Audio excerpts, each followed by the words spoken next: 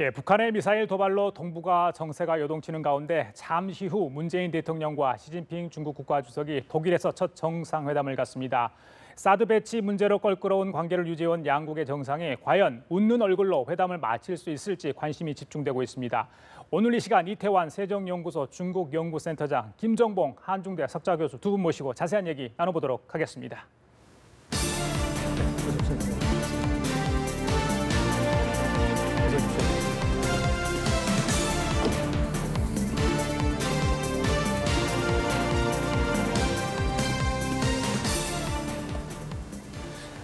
예, 자, 북한의 대륙간 탄도미사일 발사에 대응하기 위한 유엔 안보리 긴급 회의가 오늘 새벽에 열렸고요.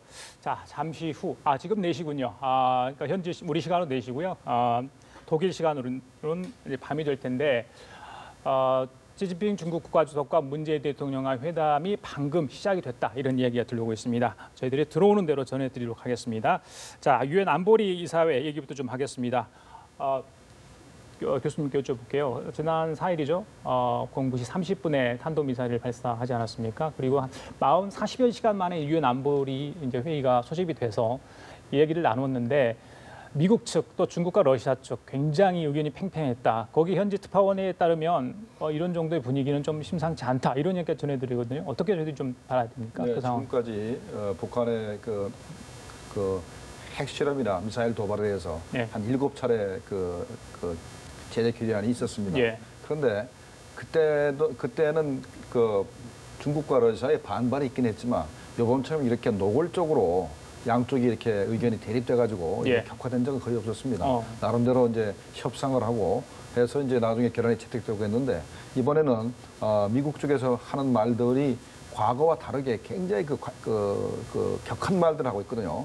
군사적 재래 조치를 할 수도 있다는 얘기도 하고 있고, 그다음에 뭐 해상 봉쇄 등과 공중 봉쇄 같은 표현도 일부가 있고, 그다음에 북한과 무역을 하는 나라들은 미국과 무역을 하는 것이 문제가 있지 않느냐, 이런 식으로 아주 굉장히 강력한 표현들을 하고 있기 때문에 중국과 러시아에서도 아마 상당히 놀랐을 겁니다. 그리고 중국과 러시아는 중러 정상회담이 7월 4일 날 모스크바에 있었지 않습니까? 거기서도 끊임없이 하는 말이 사드 배치는 반대한다. 그리고 반드시 북한의 핵 문제는 대화를 통해서 해결해야 된다. 수준이 주장하고 있는데 이번에 유엔 무대에서도 대화 해결을 계속하면서 미국 측 요구를 들어주지 않기 때문에 일단 안보리에서 북한에 대한 결의안이나 성명 채택이 일단 합의안 도출은 실패를 했죠. 실패를 한 것 같습니다. 자, 센터장님. 중국과 러시아가 일단 같은 목소리를 냈습니다. 방금 말씀하신 것처럼 시진핑 주석과 푸틴 대통령이 지난번에 만나서 이런 이야기를 하다 보니까 그게 이제 유엔 안보리 때 그대로 전해진 것 같고요. 지금 이제 시진핑 중국 국가주석과 문재인 대통령이 방금 지금 정상회담을 시작을 했습니다. 자, 굉장히 껄끄러운 상황. 과거에 이제 박근혜 전 정부에서도 이제 대중 관계에 대해서 많은 이야기가 있었습니다만 사실 문재인 정부 들어 첫 중국 정상과의 만남 아니겠습니까? 그렇습니다. 여러 가지 의미가 있죠. 그렇습니다. 지금 첫 번째 정상회담이기도 하고 또 이것이 지금 함부르크에서 만나기 전에 또 따로 별도로 만나서 정상회담을 갖기 때문에 G20 정상회담에서 하는 정상회담이라도 상당히 의미가 있다고 봅니다. 그렇죠. 우선 또 사드 문제에 대해서는 한미 정상회담 때 우리가 여러 가지 절차상의 문제가 있다 하더라도 그 결정을 반드시 번복하기 위한 것은 아니다. 이런 입장을 표명했기 때문에 중국으로서는 지금 계속 사드 철회해라, 중재해라 얘기하고 있는데 이거 우리한테 반대하는 거 아닌가 이런 생각할 수도 있죠. 하지만 또 중국 입장은 이번에 처음 만나는데 소위 말해서 서로 문재인 대통령과 처음 상견례하는 거 아니겠습니까? 그런데 그 분위기를 그렇게 긴장 국면으로 끌고 가야 될 필요까지는 느끼지 않을 것 같아요. 그런데 상황이 굉장히 엄중해졌어요. 이게 북한의 대륙간 탄도미사일 발사하지 않았더라면 조금 더 유하게 갈 수 있는 분위기가 될 수 있었을 텐데. 그렇습니다. 근데 그걸 넘겨짚지 않고는 좀 힘든 상황이 아니겠습니까? 그러니까 서로의 입장을 확인을 할 수는 있겠죠. 왜냐하면 특히 ICBM이라고 그럴 때 중국 측은 아직도 그게 ICBM 같긴 한데 이 정도로 얘기를 하고 있고 그래서 서로 똑같은 아마 얘기가 나올 겁니다. 공식적으로는 중국은 냉정을 잃지 말고 아. 서로 자제하는 예. 그런 걸 얘기할 것이고 예. 사드 문제도 그냥 원칙적인 얘기하고 아, 그래요? 그러고 나서 이제 한국과 중국의 입장에서는 대화를 그래도 앞으로 북한하고 대화를 해서 해결해야 되지 않느냐. 예. 아마 그런 정도의 수준으로 끌고 가지 않을까. 아, 왜냐하면 그래요? 한국이 중국의 그래도 의견에 조금이라도 따라오게 하려면 예. 대화 국면으로 가는 걸 강조해야 되는데 예. 거기서 처음부터 그냥 서로 뭐 치고받고 하는 식으로 격한 그 긴장감을 불러일으킬 필요는 없다고 알겠습니다. 봅니다. 제재 국면을 논의하는 안보리 이사회의 그렇습니다. 모습과 이 두 정상이 만났을 때 또 어떤 목소리에 날지 다를 수는 분명히 있어 보여요, 네. 교수님. 네. 네, 그 한중 정상회담이 이제 개최되지 않습니까? 예. 아마도 우리 대통령 입장에서는 중국이 핵 문제를 풀려고 해서 그 내세우고 있는 뭐 쌍중단, 쌍궤하고 예. 또 내가 가지고 있는 그 북한 핵 문제를 풀기 위한 부분에 있어서 공통점이 많이 있다. 똑같지는 않지만 공통점이 있다. 그러니까 우리도 북한에 대해서 강력한 제재를 하지만 결국은 대화를 통해서 핵 문제를 해결하려고 하는 입장을 가지고 있다. 예. 당신들도 그거 아니냐. 결국은 대화를 통해서 북한 핵 문제를 해결하려고 그러고 예. 또 평화적 해결을 주장하고 있는데 예. 예. 결국 당신들이 원하는 건 육자회담이고 우리는 일단은 남북한 회담을 하고 예. 또 이제 거기에서 뭐 북미회담도 하고 예. 그다음에 이제 그게 되면은 이제 육자회담을 통해서 이제 전반적으로 이렇게 이끌어가는 것이 우리의 그 바로 그 큰 스탠스인데 당신도 입장이 같기 때문에 예. 그럼 우리 입장이 좀 동조해 달라. 그래서 북한에 대한 제재를 해야 북한이 말을 듣고 예. 회담에 나올 테니까 제재에 좀 동참해 달라. 예. 그리고 만약에 제재 자체가 목적이 아니고 예. 결국은 회담이 목적이기 때문에 당신들하고 우리 입장이 같지 않느냐. 예. 그리고 우리 나를 좀 도와달라. 이런 예. 얘기를 하실 가능성이 크다고 생각합니다. 그래. 그 이번에 그 대륙간 탄도 미사일 케이스가 아니더라도 과거에 중국이 대북 제재에 대해서 굉장히 조금 소극적인 모습, 러시아와 함께 그런 낮은 기조를 좀 보이지 않았습니까? 그런데 이번 상황이 좀 달라졌다. 국제사회의 목소리 좀 같이 발맞춰 가야 되는 것 아닌가. 그런데 중국 같은 경우는 또 다른 돌발 행동을 북한 쪽으로 촉발할 수 있기 때문에 그런 점이 걱정이 돼서 강한 압박은 하기 어려운 거 아닌가. 이런 내용을 담아낼 수도 있다. 이런 뭐 지적이 있어요. 거기는 어떻게 보십니까? 예, 맞습니다. 그 지금 중국의 입장으로만 보자면 뭐 공식적인 대변인 얘기도 그렇지만 예. 북한에 대해서는 어쩔 수 없다는 그 인식을 갖고 있는 것 같아요. 그러니까 압력을 가한다, 제재를 가한다 해갖고 이걸 뒤집어 놓고 바꿀 수가 없으니까 지금 오히려 역점을 두는 것은 예. 미국 측의 지금 반응이 굉장히 좀 강하게 나오고 군사적인 옵션까지 얘기가 나오니까 여기 이쪽을 좀 자제시켜 가면서 현상을 좀 잘 유지해 가자. 예. 아직도 ICBM이라고 하지만 핵탄두를 장착해서 쏜 건 아니고 예. 그런 단계가 조금 핵실험 단계도 아직 남아 있고 예. 그러니까 당분간이라도 아무튼 현상을 좀 잘 냉정하게 유지해 나가는데 중국은 역점을 주겠다 이런 입장을 아마 견지하고 있는 것 같습니다. 그래요, 교수님. 그 중국이 북한에 갖고 있는 영향력 그건 뭐 오래되지 않았습니까? 중국과 북한과의 관계는 뭐 혈맹 이상의 관계다. 자기들 뭐 그런 주장을 하고 있는데 원유 공급이랄지, 그러니까 중국이 갖고 있는 제재 수단이 굉장히 많습니까? 어떻습니까, 실제? 중국이 만약에 예. 원유 공급을 중단한다든가 예. 만약에 무역을 중단한다 그러면 예. 북한 체제는 뭐 6개월 내에 거의 뭐 파탄지경에 이를 겁니다. 그 정도로 의존도가 그 정도로 높군요. 예. 대단하죠. 예. 현재 원래 무역량이 북중 간에 북한의 전체 무역량이 한 70억 불 되는데 예. 최근 들어 좀 줄었습니다. 한 60억 불로 줄었습니다만은 거기에 90%가 70억 불 때나 60억 불 때나 90%가 이제 90% 이상이 이제 중국하고 이제 무역이기 때문에 만약에 중국이 무역을 중단한다든가 하면은 뭐 북한 체제가 존속할 수가 없죠. 더군다나 이제 원유가 북한이 총 그 필요한 그 석유류가 한 100만 톤 좀 되는데 대개 한 50만 톤 정도는 그 파이프라인으로 무상으로 줍니다. 나머지 이제 정제료 갖다가 뭐 중국과 러시아에서 수입을 하고 수입하고 하지만은 거의 90% 이상이 다 또 대부분 다 중국에서 오기 때문에 만약에 미국이 요구하는 대로 중국이 북한에 대한 석유류 공급을 중단한다. 그러면 아마 3개월 정도 후면은 북한이 손을 들 가능성이 있습니다. 그렇기 때문에 미국이 아무리 요구를 한다 하더라도 중국이 쉽사리 석유류 공급 중단을 틀어주기가 힘듭니다. 그러면 현재 그 만약에 이 남중국해에서 또 동중국해에서 미국과 전투가 벌어졌다.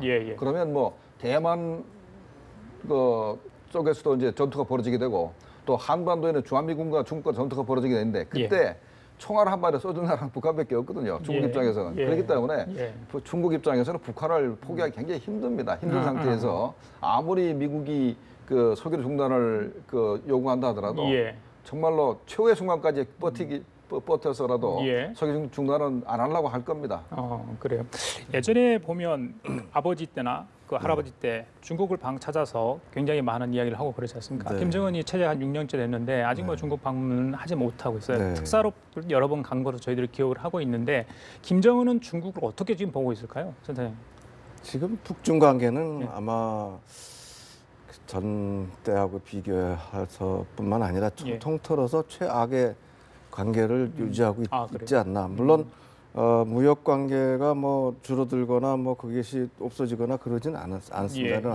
정치적으로 볼 때 김정은 체제가 들어선 이후에도 지금 말씀하신 대로 정상회담 한 번도 못 가졌지만 개인적으로도 그렇고 지금 굉장히 불신도가 높다. 즉 북한 입장에서는 중국을 신뢰하지 않는다. 이렇게까지 얘기 나오고요.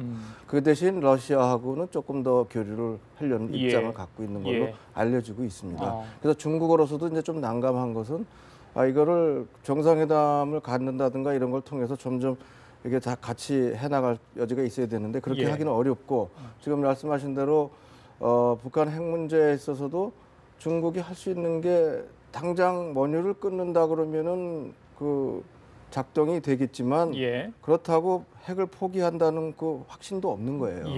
그러니까 이러지도 못하고 저러지도 못하는 그런 과정에서 중국의 입장은 북한을 포기한다 안 한다를 떠나서 제가 볼 때 지금 현상 유지를 해나갈 수밖에 없는 국내 정치적인 또 요인이 있습니다. 제19차 당대회를 앞두고 이거를 주변에 뭐 여러 가지 변화가 복잡하게 일어나는 걸 바라지 않아요. 그래서 북한이 지금 ICBM이건 핵이건 뭐 자꾸 도발하는 걸 못하게 막으려고는 하지만 여기에 자꾸 기름에 뭐 불난 데다 기름 붓는 격으로 해갖고 확대해서 좀 복잡하게 만들고 싶지 않은 거거든요. 적어도 올해 그 당대회 끝날 때까지는. 그렇군요. 자, 지금 국제사회가 이제 이번에 대륙간 탄도미사일 정국과 관련해서 제재를 논의하고 있는 중인데요. 북한은 이런 국제사회 움직임과 상관없이 계속해서 미국을 지금 자극을 하고 있습니다. 뭐 독립기념일을 겨냥한 선물 보따리다 이런 이야기를 했는데 어제 조선중앙TV 내용 좀 들어보시고 저희들 좀 이야기를 나눠보도록 하겠습니다. 독립절에 우리에게서 받은 선물 보따리가 썩 마음에 들지 않아 할 것 같은데 앞으로 심심치 않게 크고 작은 선물 보따리들을 자주 보내주자고 호탕하게 웃으시며 말씀하셨습니다. 자, 교수님, 앞으로도 크고 작은 선물 보따리를 자주 보내주자. 뭐 오늘 평양에서는 불꽃 축제 한다고 합니다. 뭐 축제 분위기가 된 것 같은데 성공을 자축하는 것 같아요. 그러면서도 이제 미국을 이렇게 계속 자극을 하고 있어요. 트럼프 대통령이 가만히 있지는 않을 것 같아요. 인내심의 한계를 느끼면 무슨 아까 저기 했던 그 대사처럼 무슨 정말 더 군사력까지 이야기가 나오지 않을까 뭐 그런 우려도 지금 나오고 있거든요. 어떻게 보십니까? 미국의 입장은 북한이 이번에 ICBM 급을 이제 미사일을 쏜 다음에 현재 미국 정부도 또 국회도 또 언론도 현재 뭐 발칵 뒤집힌 상태입니다. 그러니까 냉전 종식 이후에 미국을 핵미사일로 공격하겠다는 이제 북한이 처음이기 때문에 그래서 미국 사람들이 한동안 잊어버렸죠. 핵으로 공격받는 위험에서 현재 그 벗어나서 좀 그래도 안심하고 살다가 갑자기 북한이라는 그 나라가 등장해서 핵으로 미국을 공격한다고 하니 굉장히 놀란 상태입니다. 그래서 이 문제를 해결하지 않으면 트럼프 대통령이 재선되기도 힘들고 굉장히 정책으로 굉장히 어려울 겁니다. 그렇기 때문에 트럼프 대통령은 어떻게 해서라도 이 문제를 해결하려고 할 것인데 그 수단에는 제한이 없는 것입니다. 군사적 수단뿐만 아니고 미국이 가진 모든 역량을 동원해서 북한의 압박을 강화할 겁니다. 그래서 아까 주 유엔 미국 대사 그 헤일리가 했던 얘기들에 우리가 관심을 가질 필요가 있는데 상당히 강력한 소리를 많이 했습니다. 그래서 해상 봉쇄가 있지 않겠나 생각도 들고요. 그다음에 이제 북한의 노동자를 해외로 보내는 문제, 해외에서 파견하는 문제도 제재가 될 거고 북한의 고위 관리가 해외 여행하는 문제도 분명히 제기를 했습니다. 그것도 이제 그 문제가 될 것이고 예, 그다음에 예. 북한과 무역하는 나라는 미국과 무역 못하게 할 가능성도 현재 제기돼 있기 때문에 제재 수단은 여러 가지가 아주 여러 나올 가지 수 있겠네요. 있습니다. 예, 그런데 예. 그런데 이게 아마도 중국하고 예. 바로 부딪혀가지고 정말로 사상 결단이 벌어질 상황이거든요. 어떻게 예, 보면은. 예, 예. 그래서 이제 과연 미국이 그걸 할 수가 있느냐 예. 하는 부분은 많이 고려해야 될 겁니다. 예. 그런데 그래서 미중 간에 그 어떤 타협점이 분명히 있을 거라고 생각이 됩니다. 예. 그래서 아까 석유로 얘기를 수입을 중국이 중단 안 하려고 끝까지 버티겠지만 만약에 미국이 끝까지 만약에 중국이 북한하고 무역을 그렇게 계속해서 해가지고 지난 1, 4분기에 무역이 40% 늘었다고 트럼프 대통령이 얘기를 했죠. 사실상 무역 전체가 40% 늘은 건 아니고 예. 무역량 전체는 조금 줄었는데 중국의 북한에 대한 수출이 40% 늘었습니다. 그걸 트럼프 대통령이 잘못 얘기한 거지. 예, 어찌 예. 됐든 간에 그 트럼프 대통령 입장에 기분 나쁜 거죠. 중국이 왜 그 1, 4분기에 40%나 무역량을 늘어난다. 그래서 기분 예. 나쁜 겁니다. 예. 그래서 어찌됐든 간에 예. 트럼프 대통령은 모든 수단을 동원해서 중국을 압박할 겁니다. 예. 그래서 앞으로 중국의 태도에 따라서 북한의 앞으로 운명이 예. 좌우될 거로 생각이 됩니다. 자, 정말 단순하게 한번 이야기를 좀 해볼게요. 지금 이제 사드 6기 중에 2기가 배치돼 있고, 이제 그 관련된 절차를 밟은 이후에 나머지 이제 기도 배치가 될 것으로 저희들이 좀 알고 있지 않습니까? 네. 자, 미국 트럼프 대통령과 문재인 대통령이 지난번에 만났고요. 그에 앞서 시진핑 국가주석과 또 트럼프가 만났고, 사실 또 이번에 또 정상회담이 있는 걸로 저희들 알고 있는데, 이번에 대륙간 탄도미사일 ICBM이 사드 문제와 관련해서 자, 한반도의 사드 배치 문제의 정당성을 좀 부여하지 않을까, 네. 예, 그런 이야기도 좀 나오고 있습니다. 우리 입장이건 미국 입장이건 이제 그 얘기를 할 수 있죠. 예. 왜냐 ICBM을 이렇게 자꾸 발사할 뿐만 아니라 이제 좀 있으면 핵실험도 할 텐데 예. 어떻게 사드가 없이 가능할까 예. 하겠는가. 그러나 이제 중국의 입장은 제가 볼 때 지금도 그렇지 않습니까? ICBM이든 앞으로 또 핵 실험까지 염두에 두고 있을 겁니다. 아마 그건 분명히 간다고 보고 있는 거 없고요. 예, 예. 다만 그렇다 하더라도 그거를 군사적으로 해결하려고는 하지 말아라. 이 입장을 계속 강조하는 거예요. 그러니까 사드는 군사적인 여러 가지 그런 것 포함되는 것도 있거니와 또 다른 차원의 문제로 보고 있고, 그러니까 북한 핵과는 무관한 걸로 자꾸 주장하지 않습니까? 예, 예. 그래서 우리 입장에서는 이미 이 배치된 거를 놓고 미국과 공조를 하는 과정에서 여러 가지 절차 문제를 놓고 이제 충분히 설명했는데 예. 앞으로 중국하고도 그런 거에 허심탄회하게 우리가 얘기할 것이다. 예. 지금 이런 입장을 가지고 아마 우리 대통령이 가셨을 것 같아요. 예, 예. 그러면 거기에 대해서 충분히 중국이 납득할 만한 무슨 얘기를 다 할 수는 없지만 예. 앞으로라도 그렇게 해나갈 것이다. 우리가 우리를 믿고 같이 나가자. 예. 이랬을 때 중국 입장에서는 ICBM이든 뭐든 앞으로 한국과 무엇을 할 수 있는가에 대해서 조금 더 관심을 갖지 않을까. 예. 다시 말하면 이 냉정하게 자제를 요구하고 있는 입장에서 그나마 군사적인 옵션을 갖다가 생각할 때도 한국의 입장이 어느 정도는 반영돼야 되지 않겠습니까? 그거를 막을 수 있는 나라는 한국이 아닐까. 예. 그런 기대까지 가질 수도 있을 거라고 봅니다. 그리고 예. 또 트럼프 대통령이 이번에 가서 푸틴, 예. 그다음에 시진핑 주석 다 만납니다. 예. 그래서 한미일 정상회담도 갔지만 미국 입장에서 보면은 시진핑과 푸틴과 또 만나서 어떻게 보면은 다 오자 이런 회담까지 예. 할 수도 있는 그런 상황이 되지 않나 그런 생각이 들어서 그래요. 이번에 여러 가지 아무튼 얘기들이 나올 것으로 봅니다. 센터장께서는 중국 전문가신데 마저 여쭤볼게요. 사실 이 사드 보복 문제로 배치 문제 관련해서 보복인데 중국 당국이 직접적으로 얘기를 하지 않더라도 사실 우리 기업들 자동차 유통 쪽에 많은 피해를 지금 보고 있는 상황 아니겠습니까? 제가 찾아봤더니 이 문재인 대통령과 시진핑 국가주석이 동갑내기더라고요. 1953년생 동갑내기인데 오늘 이게 잘 풀린다면 일단 북한 문제는 차치하고더라도 이 사드 배치 문제 관련해서 특히 이제 우리 기업들 피해 보는 부분이랄지 그러니까 좀 글쎄요 상견례지만 서로 양해할 부분들은 양해를 좀 구하고 네. 예 공감할 부분은 공감해야 되지 않겠느냐 그런 생각을 좀 해보거든요. 어떻게 보십니까? 가서 분명히 우리 입장을 전하겠죠. 네. 왜냐하면 이거 사드 하나 가지고 이렇게 해서 양국 관계가 악화될 필요가 있습니까? 예. 보복 그런 거 사실 타당하지 않다.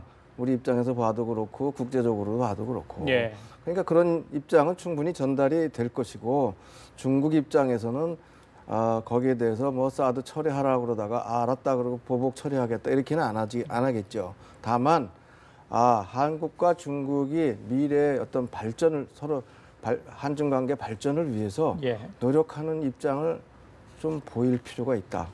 그렇게 생각하면 이번 사드 문제를 가지고 크게 확대하지 말자. 예. 그런 정도로 나갈 수는 있겠다고 봅니다. 왜냐하면 중국의 입장에서는 아까도 말씀드렸듯이 그 국내 문제가 있어요. 예. 국내 정치적인 일정 동안에 갑자기 입장을 바꿔서 뭐 이렇게 중국의 그 여러 가지 권위를 떨어뜨릴 수 있는 그런 상황이 아니거든요. 예. 그러니까 그걸 서로가 챙겨주면서 예. 어느 정도의 서로 진솔하게 전략적인 대화를 해나갈 여지를 만들 수는 있다고 봅니다. 알겠습니다. 자, 이 정상회담이 끝난 이후에 문재인 대통령은 퀘르버 재단에서 연설을 하게 됩니다. 그런데 대륙간 탄도미사일 이 발사가 생겨가지고 그 연설문 내용이 어떻게 달라질지 저희들이 지금 궁금해하고 있는 상황이에요. 그래서 어떤 평화 구상이 나올 거다. 물론 어떤 메시지는 분명히 던져질 건데 그 수위를 어떻게 맞춰줄까? 과거에 이제 그 김대중 전 대통령과 박근혜 전 대통령도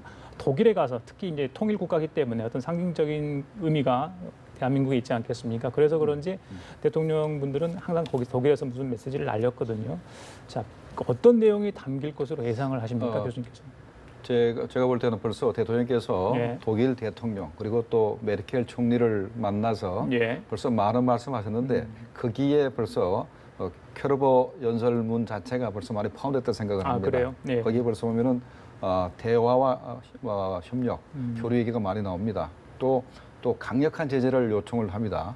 뭐라 그러냐면 그 메르켈 총리한테도 G20 정상회의 차원에서 북한에 대해서 강력한 제재 얘기를 좀 해달라 얘기를 하니까 공동 성명을 좀 내달라 얘기를 했었죠. 예, 예. 그렇다면은 우리가 이 퀘르버 베를린 선언 자체가 보면은 예. 초기에는 상당히 그 남북한 교류 협력을 강화하고 대화 쪽으로 이제 그 초안이 써졌다가 예. 지금은 아마도 제재 얘기가 좀 들어가고 그렇지만은 이 속에 제재 자체가 목적이 아니고 예. 우리가 추구하는 목적 자체가 바로 평화적으로 북한 핵 문제를 해결하고 예. 또 대화를 통해서 해결하기 때문에 예. 남북한 대화를 계속해 나간다. 그리고 이제 북한에 대해서 북한이 핵 문제 관련해서 전향적 입장을 보이기만 하면은 예. 우리가 14 공동선언, 6.15 공동선언을 이행할 용의가 있다. 예. 그리고 뭐 개성공단, 금강산관계도 제기할 용의가 있다. 예. 이런 그 말씀. 그다음에 또 북한에 대해서 정책 관계와 상관없이 인도적 지원 문제. 그다음에 이제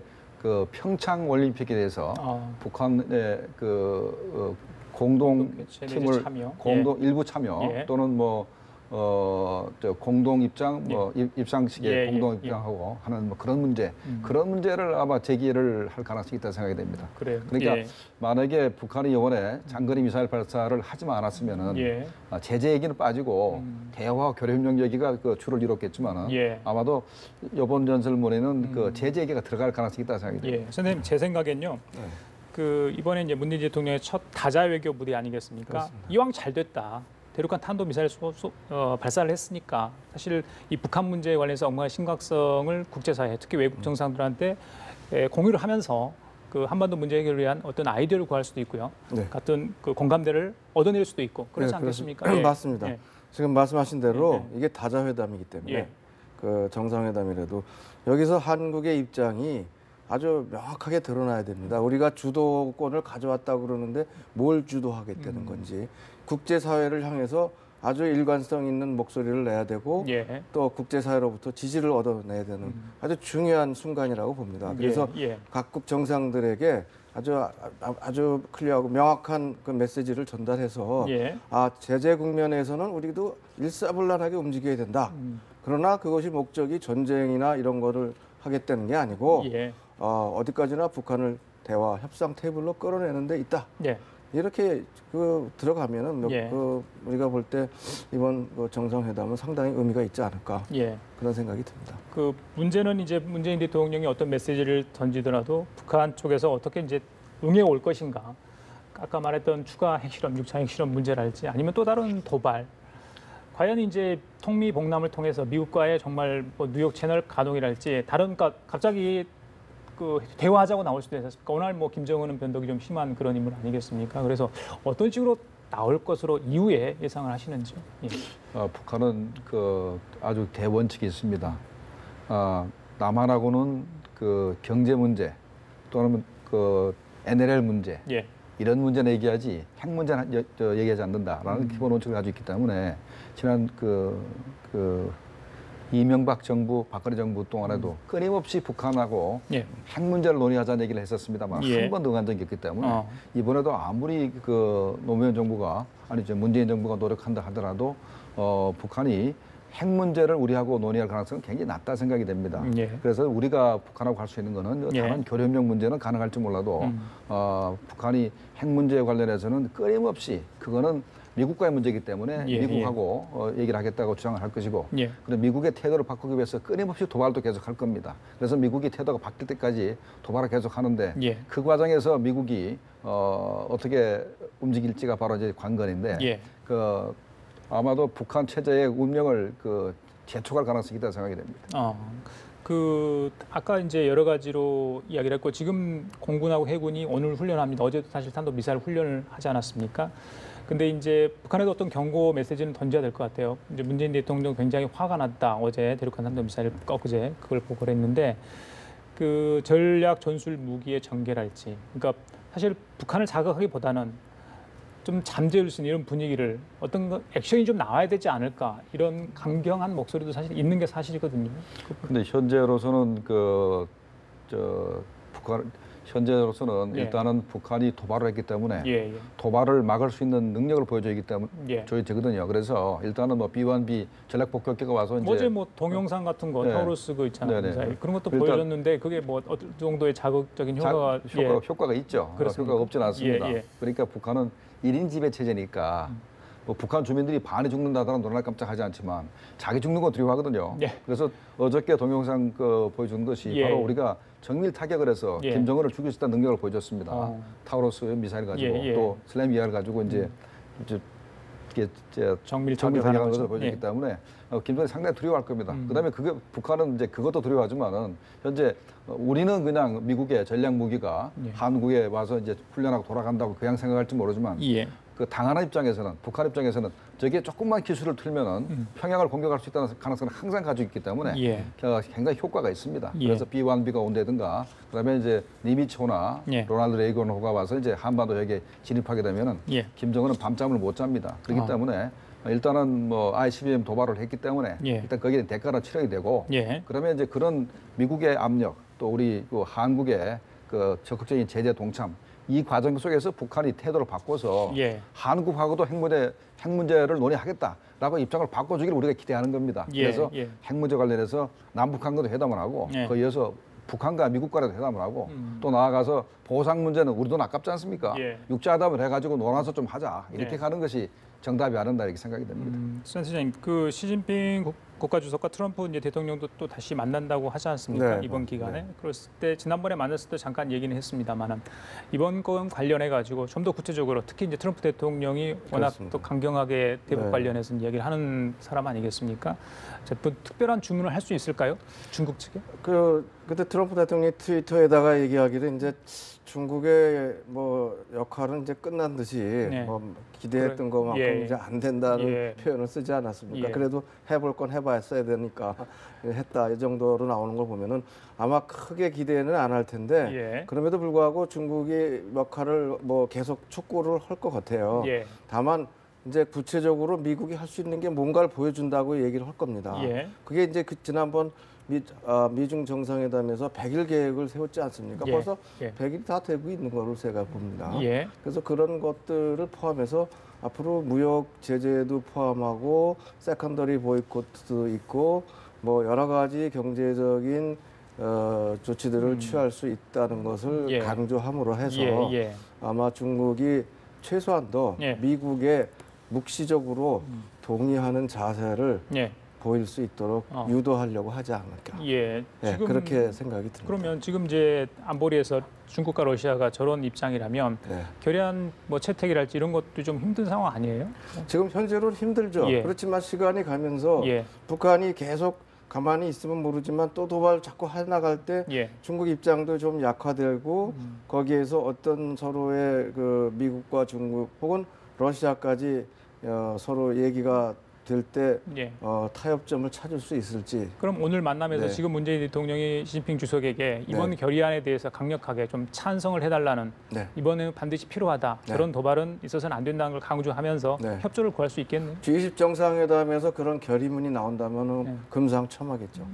그렇게 할 수 있다면 아마 한국 외교가 상당히 빛을 발한다고 볼 수 있습니다. 그러니까 현재 독일 입장에서도 현재 주최국의 독일도 그걸 못 하거든요.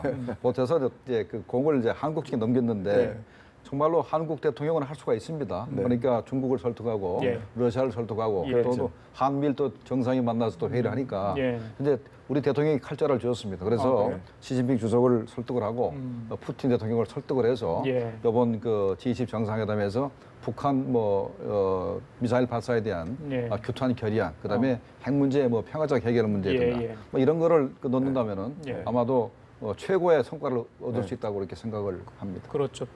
분명히 독일의 성과가 좀 있어야 될 것 같고요. 이후에 이제 그런 이제 국제 사회의 어떤 동조 내지 협조를 얻었다.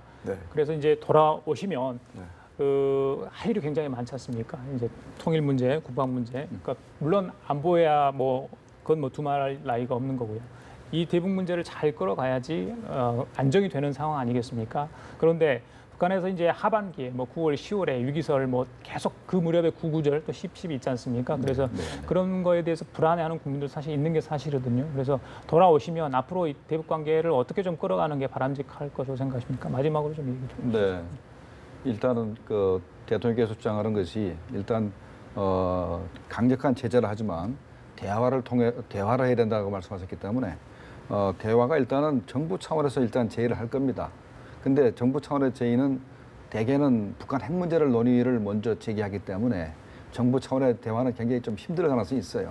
그러면 1.5 트랙으로 가고 1.5 트랙으로 하고 또 민간 차원에서 대화 제의를 계속해서 대화를 활성화시켜 나가면서 일단 그 한반도의 그 현재 격심한 그 긴장 상태를 완화시키는 방향으로 가야 되고. 그 투트랙 전략은 유지되는 거네요. 그렇죠.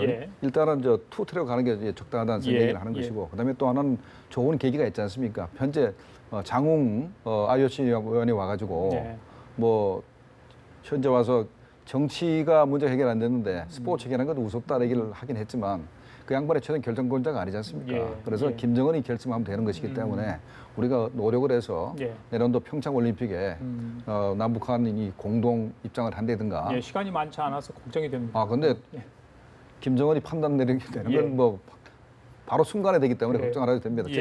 그 인천 아시안 게임 할 때 10월 달에 바로 그 비행기 보낸 것도 김정은이 바로 결정해가지고 당시에 최용해하고 세 명이 왔죠. 세 명 김양건하고 3인방이 왔듯이 마찬가지로 순간에 결정할 수 있기 때문에 이 정부의 문재인 정부에서는 끊임없이 노력을 해서 내년 그 평창 올림픽 계기로 해서 남북한이 이렇게 화합할 수 있는 계기를 만드는 게 중요하다고 생각합니다. 센터님 어떻게 보세요? 앞으로 한반도의 정세 너무 불안합니다. 내년도까지는 제가 잘 모르겠습니다. 평창 올림픽. 근데 올해만 본다면은 중국도 지금 현상 유지에 집착을 하고 있는데 북한이 핵실험을 그 전에 안 한다 그러면 다행이죠. 올해 안에 핵실험을 하지 않고 나간 수 있다면 그것까지만 해도 다행이라고 생각하고요. 그러면은 조금 더 숨통을 트일 수가 있는데 핵실험을 했을 때 오는 거는 여러 가지로 볼 때 굉장히 또 다른 국면을 맞이할 수도 있기 때문에 쉽지 않을 것이다. 다만 중국이 어찌됐든 당대회가 끝날 때까지는 별로 큰 변화를 안 보일 것으로 생각이 들어서 우리로서도 거기 여러 가지 상황을 잘 대비해 나가는 게 필요하다. 그렇게 봅니다. 지금 진행 중인 한중 정상회담의 결과가 굉장히 중요하다. 저는 그런 생각을 해봅니다. 그렇게 봅니다. 알겠습니다. 이태환 세종연구소 중국연구센터장 그리고 김정봉 한중대 석좌 교수 두 분과 함께 얘기 나눠봤습니다. 말씀 감사합니다.